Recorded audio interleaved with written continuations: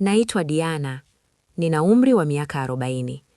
Enzi za ujana niliishi nikiamini kama hakuna kesho, na nilikuwa mrembo kweli kweli, na kila mwanaume hakuisha kunisifia. Watu waliponionya nipunguze bata, nijenge maisha na kufanya maamuzi sahihi, niliwacheka. Nilijidanganya kuwa uzuri na urembo wangu, lakini muda haupigi hodi.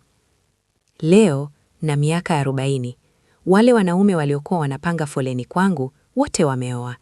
Wengine hawakumbuki hata kama nipo. Mitaani kwa sasa naitwa mshangazi. Ninalea mwanangu wa kiume wa miaka 3, lakini niko peke yangu, sina mwenza.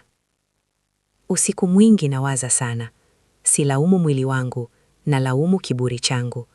Kosa langu halikuwa kufurahia ujana, bali ni kuishi utadhani kesho haitafika. Nimejifunza, urembo unaisha, lakini tabia hudumu milele. Kama kuna binti anayenisikiliza hivi sasa, usisubiri muda ukuache. Ndio ubaki kulia na kusema, laiti ningelijua kama mimi.